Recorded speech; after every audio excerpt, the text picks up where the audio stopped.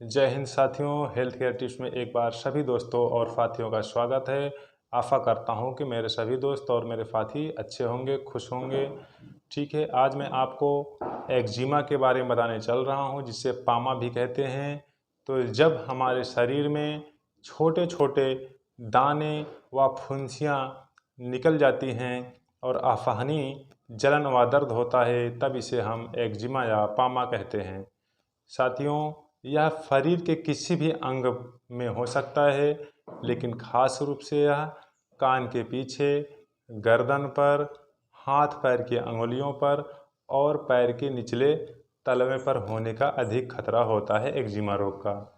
अब हम आपको बताने चल रहे हैं एक्जिमा अगर किसी को किन किन कारणों से होता है, उसको हम बताने चल रहे हैं। तो एक्जिमा जो है, प्रमुख कारणों की अगर बात की जाए तो हमारे त्वचा का नाजुक और संवेदनशील होना। हमारी अगर त्वचा बहुत ही नाजुक है, संवेदनशील है, तो एक्जिमा होने के बहुत अधिक चांस हो जाते हैं। उसके साथ साथ मासिक धर्म में गड़बड़ी होना, वृक्क परिशोथ होना, अनुचित या बेमेल खान पान होना।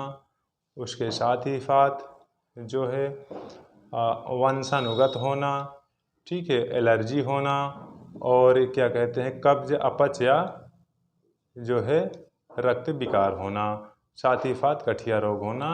ये सारे कारण होते हैं, और जब हमारे शरीर में सोरा की मात्रा बढ़ जाती है, तब भी एक्जिमा रोग होने के पूरे चांस होते हैं। हम आपको बताने अब चल रहे हैं कि एक्जिमा में क्या क्या लक्षण देखे जाएंगे। अगर किसी व्यक्ति को एक्जिमा रोग हो गया है, पामा रोग हो गया है, तो एक्जिमा में सबसे पहले तो त्वचा लाल हो जाएगी और उसमें जलन होगी और खुजलाने का बहुत मन करेगा, और खुजलाते ही हमारे शरीर में जहाँ भी एक्जिमा हुआ होगा वह छोटे छोटे फुंसियाँ बन जाएंगी और उसमें मवाद बनने लगेगा, और वह जब मवाद फिर खुजलाने से फूट जाता है, तो वह जहाँ कहीं भी और लग जाता है या छू जाता है, या छूने से यह और अधिक तेज़ी से फैलता है एक्जिमा, तो जिसमें फिर बहुत जलन होगा और दर्द होगा।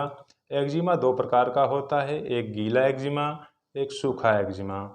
तो गीला एक्जिमा जिसमें मवाद भर जाता है, और सूखा एक्जिमा जिसमें मवाद नहीं होता है लेकिन खुजलाहट दोनों में अधिक होती है और अधिक दर्द और कष्ट देते हैं।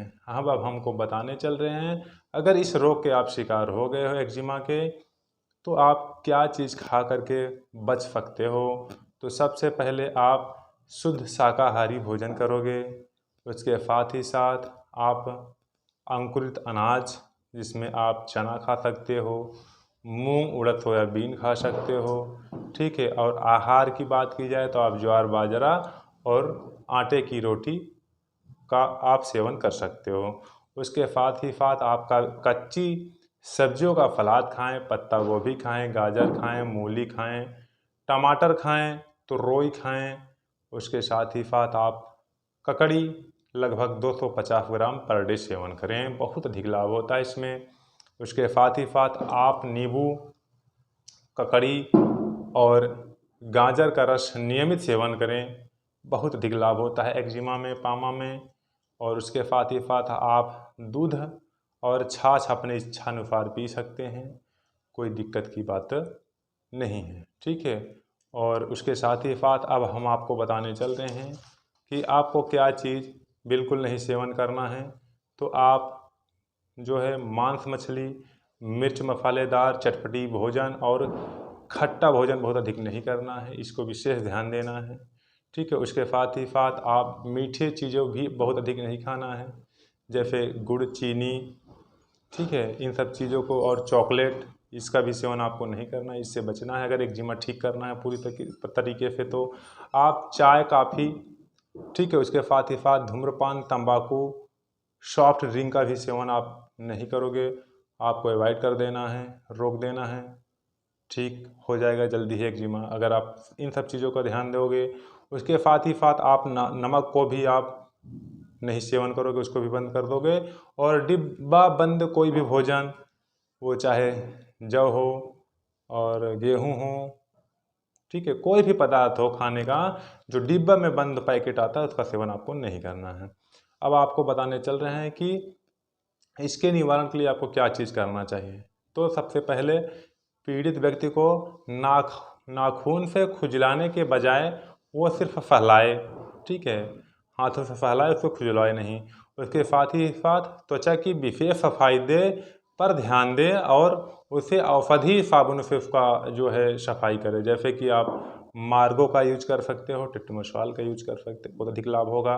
और आप शरीर में कब्ज ना पैदा होने दें, अपने पेट को साफ रखें, ठीक है। और उसके साथ ही साथ आप क्षारीय गुड़े वाले जल का जो है यूज ज़्यादा कीजिए, जिसमें क्षारीय गुड़ हो।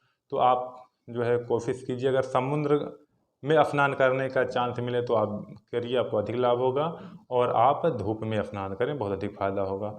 आप जो है साफ स्वच्छ गीली या काली मिट्टी या चिकनी मिट्टी का जिस स्थान पर एक्जिमा हुआ है वहाँ उसका लेप लगाएं, पट्टी बांध दें और उसके साथ ही साथ उस पर ठंडा पानी का छिड़काव करते रहें, जिससे उसका जो भी जहर बन रहा है उसको वह खींच लेता है और जो है जलन दर्द भी कम हो जाता है। उसके साथ ही साथ आप जो है फाउंडर प्रसाधन का यूज करने से पहले आप अपने स्किन टेस्ट ज़रूर कराएं, क्योंकि बहुत से दिक्कतें आती हैं इससे भी। अब आपको क्या चीज़ नहीं करना है, तो आप पहली बात तो फाउंडर प्रसाधन यूज करने से पहले आप स्किन टेस्ट करवा लेना है। और आपको जो है पॉलिस्टर और ऊनी नॉयलॉन जो है कपड़े नहीं पहनना है। और आप अतरंगों में जितने भी कपड़े पहनते हैं अंदर के, वो गीला ना हो, गंदे ना हो, ठीक है। उसके साथ ही साथ आप रोगग्रस्त हो तो आप जो है धूल और गंदगी से बचने की कोशिश पूरा करो। बस यहीं तक थी जानकारी एक्जिमा और फामा के बारे में। तो जय हिंद साथियों, अगर मेरे चैनल पर